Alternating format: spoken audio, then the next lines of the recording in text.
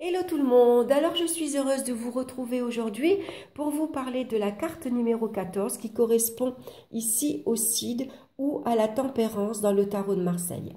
Alors j'aimerais revenir sur une vidéo précédente, je me suis trompée hier quand j'ai voulu parler de la carte numéro 12, ce qui nous bloque actuellement. Je vous ai parlé de la, comment dire, de la carte numéro 13, donc qui correspond à l'arcane son nom et de quoi dois-je me libérer. Je me suis trompée, voilà, simplement. Donc je l'ai supprimé et c'est pour ça que j'ai refait la vidéo avec la carte numéro 12 et la carte numéro 13, donc le pendu et l'arcane son nom. Donc excusez-moi pour cette erreur. Donc aujourd'hui, on va voir ici qu'est-ce qu'on a besoin d'équilibrer dans sa vie actuellement. Donc généralement, l'acide ou la tempérance, elle nous conseille de mettre de l'eau dans notre vin, de faire preuve de patience et de modération. Ici, on a besoin de trouver un équilibre entre le matériel et le spirituel. Donc on va regarder la première carte ici qui l'accompagne et nous avons le chevalier de baguette.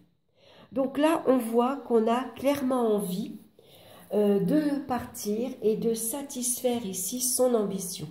Donc on a besoin de satisfaire son ambition professionnelle, partir, se lancer dans une évolution professionnelle ou tout simplement de déménager. En tout cas, là, on voit qu'on part clairement vers l'inconnu et on n'a pas peur. On a envie de se lancer dans une nouvelle carrière professionnelle ou de se lancer dans un nouveau projet.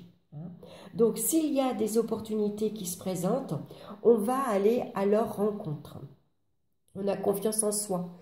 Ici, on est sûr de ses capacités, on est sûr de son savoir-faire. Donc ici, on y va librement et clairement. Donc, ça peut correspondre ici à l'envie aussi de partir faire un voyage. Ça peut être ça aussi. Donc, on est prêt, en tout cas, à aller de l'avant. Donc, on va regarder la carte ici. Et on a le 7 d'atamé, qui correspond au 7 d'épée. Donc, on nous conseille bien, ici, avant de partir, avant d'aller satisfaire une ambition, avant de partir vers une nouvelle carrière professionnelle, un nouveau projet, que ce soit professionnel, déménager ou un voyage, on nous conseille bien d'abord de planifier ici ces projets. On a besoin de tout mettre en place et de faire preuve de stratégie. Parce qu'on peut trouver ici sur son chemin des embûches. Il peut y avoir des obstacles qui se présentent à nous. Donc on va ici malgré tout, on a suffisamment, disons, confiance en soi pour relever tous les défis. Alors on va les relever avec intelligence. Et surtout, on compte sur soi-même pour régler les problèmes. On ne compte pas sur les autres. C'est notre propre ici jugement, c'est nos capacités. Ici, c'est comme on a confiance en soi, on voit clair. Ici, on voit les choses arriver et on va compter que sur nous-mêmes. Donc pour ça, on va devoir utiliser ces dons de tactique pour surmonter tous les obstacles qui se présentent. Donc ici, avant de se lancer, on va utiliser la stratégie et la diplomatie pour mettre en avant un projet ou une idée. Donc c'est là qu'on va devoir trouver un équilibre. D'accord, on a envie d'aller de l'avant, mais on ne part pas comme ça, tête baissée. On ne part pas avec impulsivité.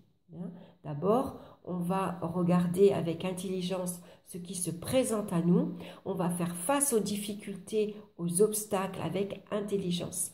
Donc, c'est là qu'il va falloir trouver cet équilibre. Donc, on va utiliser la ruse et l'habileté ici pour y arriver. Et on va faire preuve d'intelligence. Surtout face aux opposants.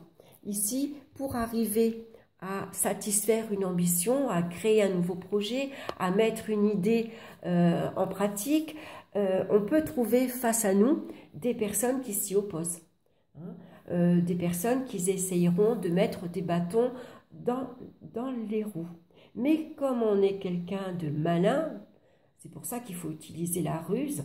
On va faire preuve ici de stratégie, on va utiliser la ruse, on va utiliser notre intelligence pour contrecarrer justement les personnes qui s'opposeraient à nos projets.